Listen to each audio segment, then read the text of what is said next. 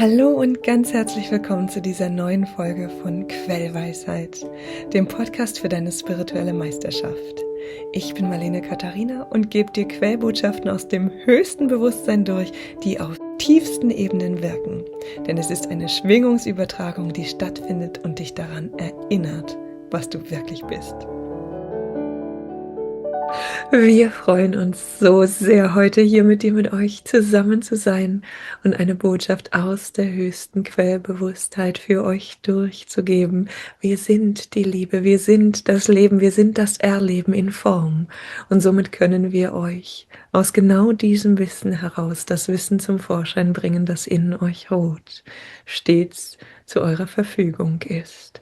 Wir möchten zunächst Bezug nehmen auf das Osterfest, das ansteht, auf das, was ihr als Neusein erkennt, auf das, was über viele, viele Jahrhunderte hinweg als das Neusein gelebt und zelebriert wurde.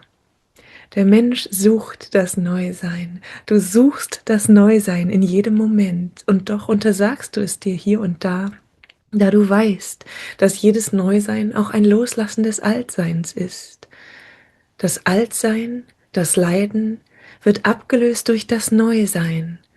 Das Leiden des Karfreitag, der Kreuzigung, wird abgelöst durch die Auferstehung, durch die Befreiung. Du musst nicht die Form verlassen, um frei zu sein. Jedoch muss dein Geist die Anhaftung an die Form verlassen, um dich zu befreien in deinem Sein. Du bist frei in deiner Form, nur wenn du dein Sein nicht an die Form anhaftest, nicht auf die Form reduzierst, nicht mit der Form identifizierst. Du bist das Licht in und durch die Form hindurch. Du bist die Liebe in und durch die Form hindurch. Du bist die Essenz in und durch die Form hindurch. Diese Form ermöglicht dir, Licht, Liebe, Essenz zu fühlen als Mensch und zugleich das Menschsein aus der höchsten Perspektive zu bezeugen und zu erleben. Es ist ein Geschenk in beide Richtungen, ein Geschenk an das Höchste, dein Höchstbewusstsein, denn dir wird erlaubt, in Form, in Begrenzung zu erleben. Und es ist ein Geschenk an das Dichte, an den Mensch, an dich als Mensch. Denn dir wird erlaubt, deine Essenz im Menschsein zu erleben. Wir laden dich somit ein, das Osterfest für dich als Neusein zu erlauben, zu zelebrieren. Wir laden dich ein, für dich eine Handlung zu vollziehen, die verankert, dass du neu bist. Wir sprechen hier von einer symbolischen Handlung. Eine solche Handlung bringt ins Physische, was du auf geistiger, auf innerer Ebene weißt. Eine solche Handlung kann das Aufräumen eines Raumes sein. Eine solche Handlung kann das Loslassen von bestimmten Dingen, die dir nicht mehr dienen, sein. Eine solche Handlung kann das Dekorieren deines Zuhauses sein. Eine solche Handlung kann der künstlerische Ausdruck beim Bemalen von Ostereiern sein. Eine solche Handlung kann ein Osterspaziergang sein. Dein Neusein ist dein Entscheiden, deine Wahl. Entscheidest du dich, neu zu sein, so entscheidest du dich auch, das Alte sein zu lassen. Das Loslassen erscheint dem Menschen so oft als ein Verlust, da er das Gefühl hat, das Alte nicht mehr bei sich zu haben. Du musst loslassen, so heißt es oft. Jener, der loslassen soll, fühlt sich gedrängt, etwas aufzugeben. Wir sagen, das Sein lassen im Loslassen ist ein Erlauben, dass das, was für dich war, nun für sich ist. Du lässt es sein. Du erlaubst ihm, vollkommen zu sein. Erlaubst diesem, das du loslässt, für sich vollkommen zu sein, deiner nicht mehr zu bedürfen. Du erlaubst, dass auch ohne dein Zutun die Dinge vollkommen sind. Und so lässt du es los. Du magst fühlen, dass eine letzte Handlung für dich erwünscht ist, du den Impuls bekommst, dieses oder jenes noch dorthin zu geben, noch dorthin zu entsorgen, noch in einen veränderten Zustand zu bringen. All dies mag zu deinem Ritual des Loslassens beitragen, dazugehören. Wenn du deine Wohnung reinigst, so gehört häufig dazu, dass du bestimmte Dinge loslässt. Du lässt sie nicht los, indem du sie in die Hand nimmst und nur herunterfallen lässt. Du lässt sie los, indem du deine Anhaftung an sie löst und dann fühlen kannst, wo es diese Dinge hinzieht. Mal zieht es sie an einen Ort, an dem sie sich in ihrer Materie, in ihrer Form, in ihrer Dichte wandeln können. Es zieht sie in die Auflösung ihrer Form. Und so bist du unterstützt, sie an diesen Ort zu bringen, sei es ein Wertstoffhof oder ein Mülleimer. In anderen Fällen fühlst du, dass diese Dinge einen neuen Besitzer suchen. In dem Moment, in dem du ganz und gar und vollkommen loslässt, in dem Moment, in dem du ganz und gar und vollkommen dieses Ding sich selbst sein erlässt, deine Anhaftung an deine Wichtigkeit im Leben dieses Dinges loslässt, in dem Moment zeigt sich dir der Impuls, kannst du mit diesem Ding in Kommunikation sein, in innerer Kommunikation. Fühlst du, was dieses Ding von dir wünscht, wo es hin will, wo du es hingeben sollst? Für manchen zeigt sich, dass er dieses Ding einfach vor seine Haustür stellen möge, damit andere es finden. In anderen Fällen möchte dieses Ding gezielt zu einer Person und dir schwebt das Bild dieser Person innerlich vor. In anderen Fällen möchte es zu Menschen gegeben werden, die diese Dinge verteilen. Es gibt so viele Möglichkeiten. So viele Möglichkeiten, wo die Dinge hingehen können. Es geht nicht darum, loszulassen unter der Bedingung, dass du weißt, wo das Alte hingeht. Es geht darum, loszulassen in dem Wissen, dass sich daraus ergibt, was aus den Dingen werden soll, was aus den Dingen wird. Denn erst in deinem Loslassen von deiner Verantwortung, deinem Loslassen von deiner Wichtigkeit, in deinem Loslassen von deiner Anhaftung an die Bedeutung, die du für dieses Ding hast, ergibt sich dir der freie Fluss dieses Dinges, der Weg dieses Dinges. Mit dinglicher Materie ist dies einfach zu beschreiben. Handelt es sich um Gewohnheiten, die du loslassen möchtest? Ist es jedoch genauso. Du erlaubst dieser Gewohnheit, sich selbst überlassen zu sein. Du musst sie nicht weiter bedienen. Wenn die Gewohnheit von dir bedient wird, stehst du in einer Beziehung zu ihr. Sie ruft dich und du kommst gelaufen, führst sie aus, denn du fühlst, dass ohne dich diese Gewohnheit verpuffen würde. Und hiermit magst du ganz recht haben. Die Sache ist, dass die Gewohnheit in ihren Ursprungszustand zurück erlaubt wird. In dem Moment, indem du dich nicht mehr für sie einsetzt. Alles ist in seinem Ursprungszustand Essenz und freut sich, Essenz zu sein. Alles, was aus seiner Essenz selbst heraus, nicht durch das Außen gezwungen, erlaubt wird zu sein, freut sich über die Form, die es trägt. Und so freust du dich viel mehr über deine eigene Form, wenn sie so ist, wie du sie ins Leben rufst, jeden Moment aufs Neue. Wenn sie so ist, wie du mit ihr im Frieden bist, wenn sie so ist, wie du willst, dass sie ist. Du lässt dir dann nicht durch das Außen einreden, dass deine Form, dein Erscheinungsbild so ist und entsprechend innerlich sicher dein Gefühl genauso.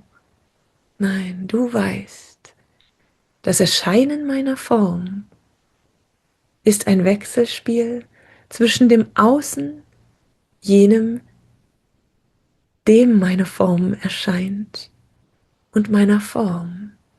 Ebenso wie meine Form ein Wechselspiel zwischen mir, meiner Essenz und meiner Form ist. Meine Essenz drückt sich in Form aus, welches nicht bedeutet, dass die anderen diese Form auf die gleiche Weise wahrnehmen wie ich. Du erlaubst also, dass deine Form mehr und mehr durch dich empfunden ist. Du erlaubst dir dein Neusein in deiner Form, erlaubst dir, deine Form so wahrzunehmen, wie du dich fühlst, wenn du dies willst, und erlaubst dir, deine Form zur Verfügung zu stellen für andere Wahrnehmungen, ohne dies mit Bedeutung zu belegen, ohne dich selbst dadurch einzuschränken oder deine Essenz an deine Form anzupassen.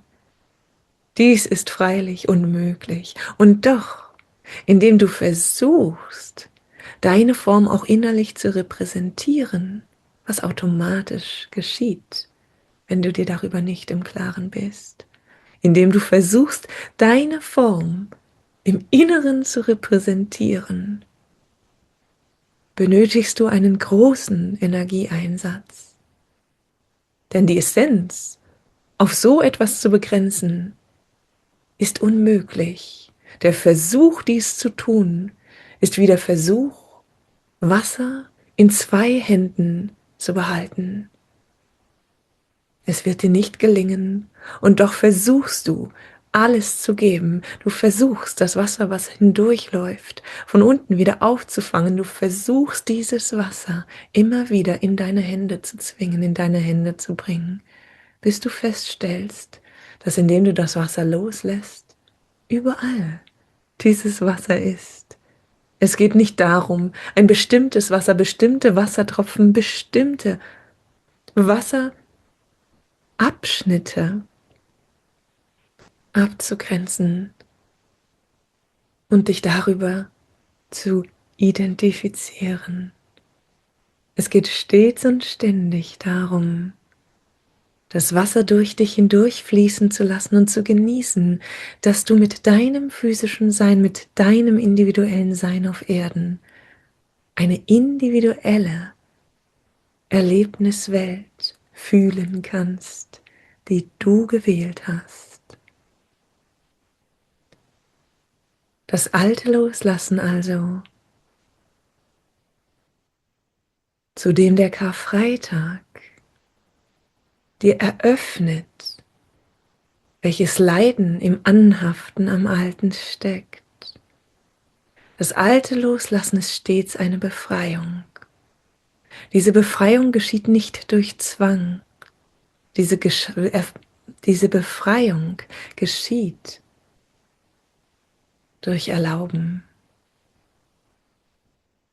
Das Leiden wird zugelassen.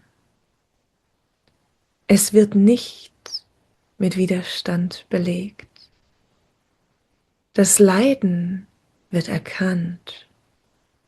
Es wird nicht unter den Teppich gekehrt. Die Kreuzigung Jesu ist das Erkennen des Leidens im Festhalten am Alten. Die Auferstehung ist die Anerkennung dieses Leidens und das Seinlassen dieser alten Strukturen.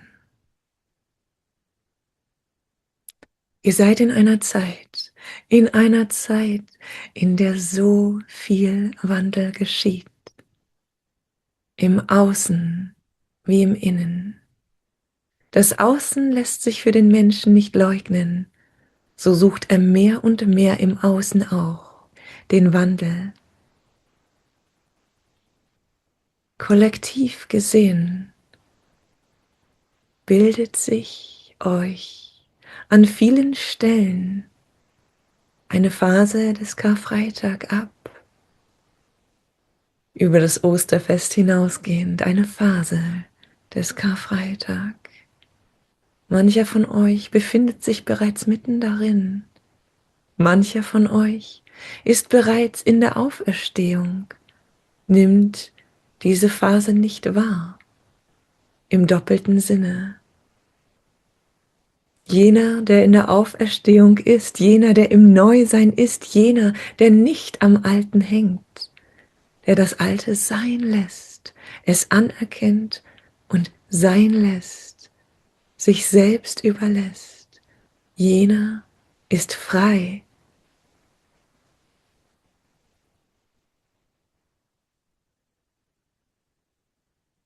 Er nimmt das Alte nicht mehr wahr. Er geht nicht mehr hin. So wie ein Mensch ein Angebot nicht wahrnimmt, nimmt er das Angebot des Leidens, des Alten, der Formverdichtung, der Kreuzigung nicht mehr wahr. Er nimmt es nicht mehr in Anspruch. Zugleich, durch sein Seinlassen, nimmt er es nicht mehr wahr. Er bemerkt es nicht mehr, denn er kann es sich selbst überlassen, ohne sich als wichtig zu empfinden für dieses Spiel und es zu bedienen, es mitzuspielen. Das Austreten aus einem Spiel bedeutet kein physisches Verlassen müssen des Spielfeldes.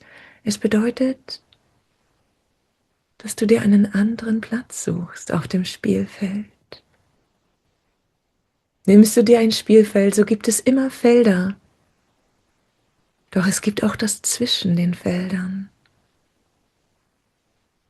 Zwischen diesen Spielfeldern, für die all diese Regeln gelten, befindet sich deine Freiheit. Du kannst das Spiel erlauben in seinem Spiel, ohne es mitzuspielen.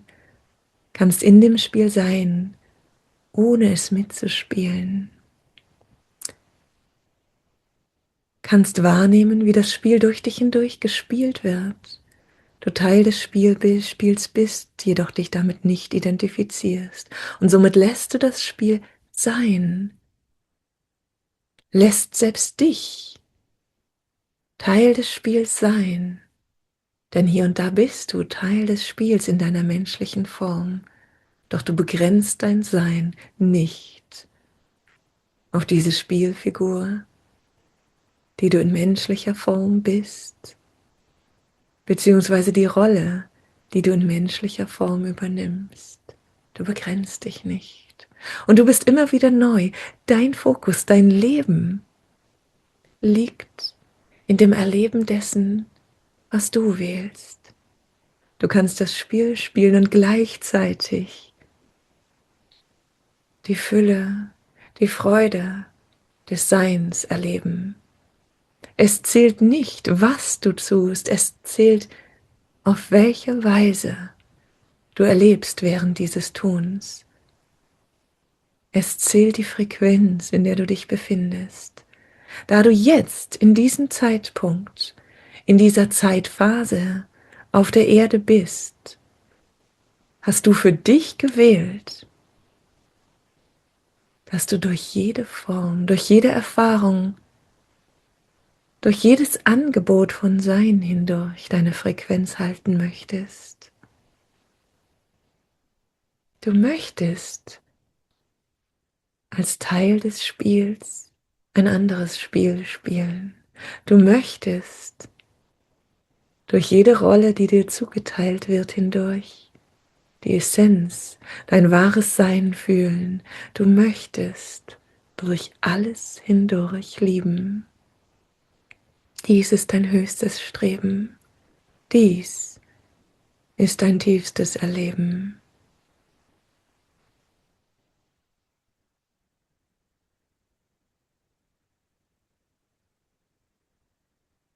Wie du nun wahrnimmst, ist dies von großer Einfachheit. Du lässt das Alte sein und nimmst die Einladung für das Neue an.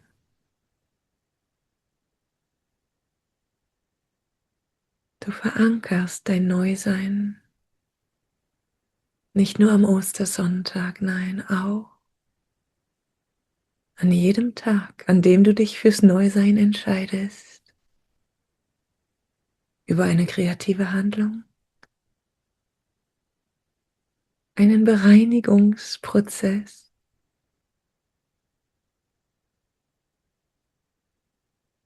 ein in dich gehen und dich innerlich reinigen, innerlich deine Frequenz neu wählen.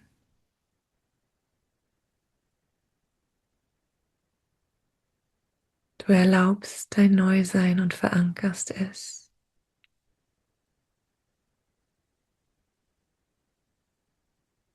So einfach ist das Osterfest.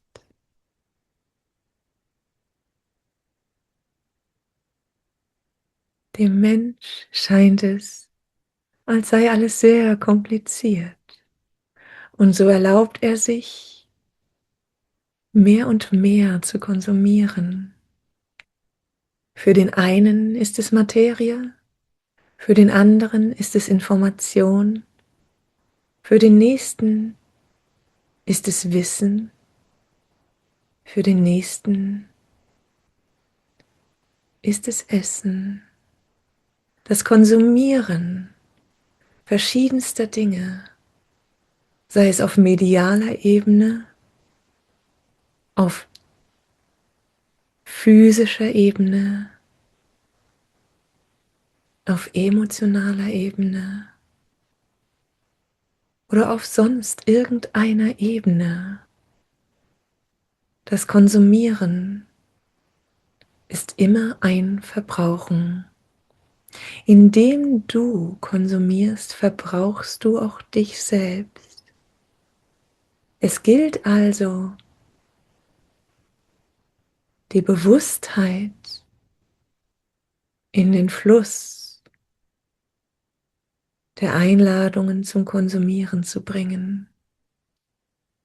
Das Konsumieren kommt immer aus dem Gedanken des Mangels, dem Gefühl des Mangels. Du hast das Gefühl, du bräuchtest mehr, da du nicht genug hast. Und so gehst du in den Konsum, in das zu dir bringen. Das Gefühl, das dir mitgegeben ist, in die Wiege gelegt den meisten von euch, ist, dass ihr nicht genug haben könnt, dass es immer noch mehr gibt, das ihr anhäufen könnt, um in Zeiten der Not ausgerüstet zu sein. Wir sagen, wahre Fülle, wahrer Reichtum ist das Leben im Fluss der Dinge. Wahre Fülle, wahrer Reichtum bedeutet zu fühlen, dass alles dir auf vollkommene Weise zugespielt wird, im richtigen Moment bei dir ist. Lebst du aus diesem Bewusstsein heraus, so fühlst du dich nicht mehr unter Druck, dieses oder jenes noch zu machen, noch schnell bevor, dieses oder jenes noch zu konsumieren, noch schnell bevor, dieses oder jenes noch abzuhaken, noch schnell bevor, dieses oder jenes noch in deinen Schatz der Dinge übergehen zu lassen, noch schnell bevor. Die Zeit lädt dazu ein, regt dazu an. Die Zeit, in der das Gestern weniger teuer war als das Heute. Die Zeit regt dazu an, zu vorraten. Doch das Wort allein des Vorratens zeigt dir, dass es ein Raten ist. Du rätst, was du vorher schon machen solltest, um dann zu haben, um dann ausgerüstet zu sein. Wir möchten dir versichern, wir möchten dir ganz klar sagen, sodass du sicher sein kannst, alles ist dir gegeben, was du brauchst zum Leben. Alles ist dir in jedem Moment gegeben. Lebst du aus dieser Selbstverständlichkeit, diesem tiefen Wissen heraus,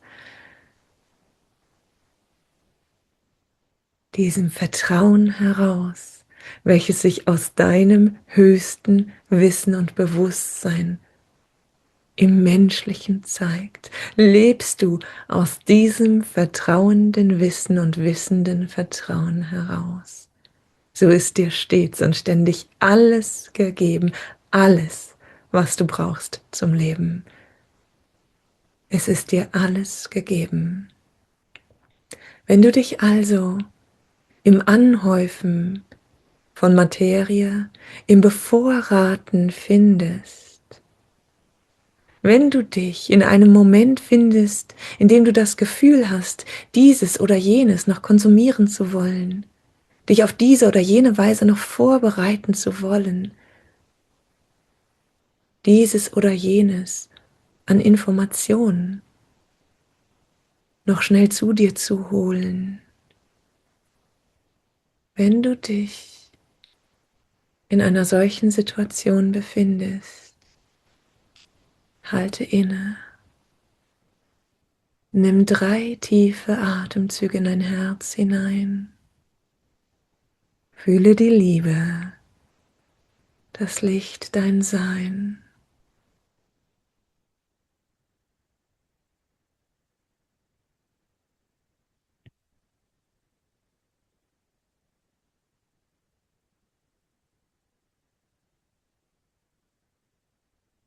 Diese 3 Atemzüge bringen dich unmittelbar zurück in das Bewusstsein für deine Essenz, in das Bewusstsein für die Selbstverständlichkeit deiner Existenz, in das Bewusstsein, dass deine Existenz auf der Erde vollkommen unterstützt ist. Du brauchst keinen Einsatz zu bringen, brauchst nichts einzutauschen, um unterstützt zu sein. Du bist genährt durch das Göttliche. Genau das, was es für dich in jedem Moment braucht, wird dir zur Verfügung gestellt auf göttliche Weise. Du verpasst es nicht, wenn du im Moment bist.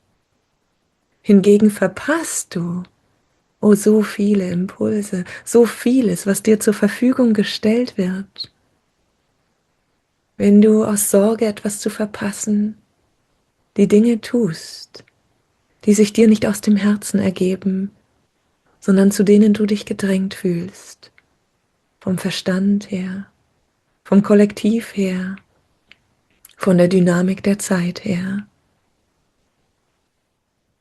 Konkret, da wir uns im Informationszeitalter auf der Erde befinden. Konkret gesprochen bedeutet dies für die Informationen und das Ansammeln von Informationen, dass du dich entspannen kannst, dass du das Konsumieren sein lassen kannst, dass du nur noch das in Anspruch nimmst, wo du dich wirklich hingezogen fühlst. Du erlaubst dir, die Routinen des Suchens loszulassen. Erlaubst dir die Routinen des Locke mich, inspiriere mich loszulassen. Die Routinen, in denen du dem Außen die Verantwortung gibst, was du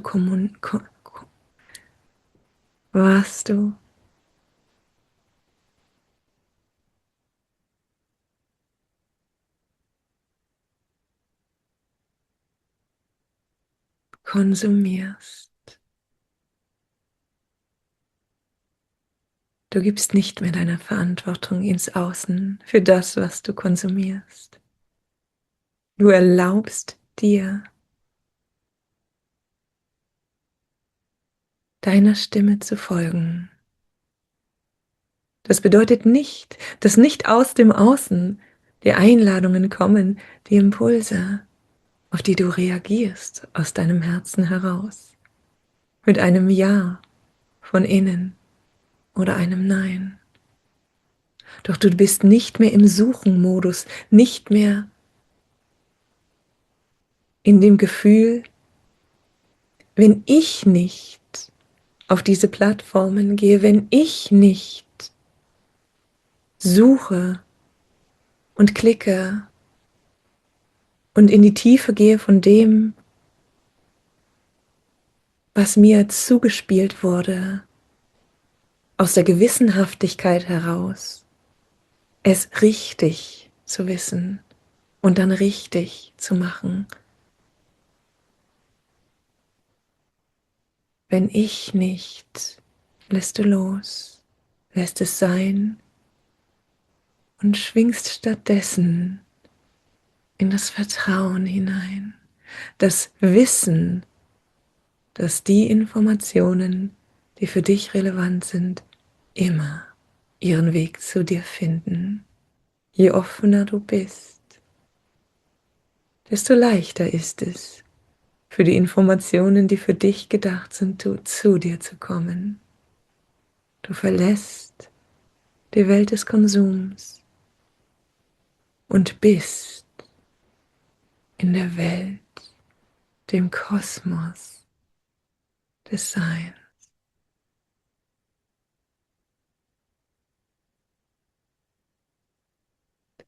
Wir lieben dich. Wir lieben euch, wir lieben. Du bist die Liebe, die wir sind. Wir sind, was du bist, denn alles ist eins. Und damit sind wir für jetzt, für hier vollkommen.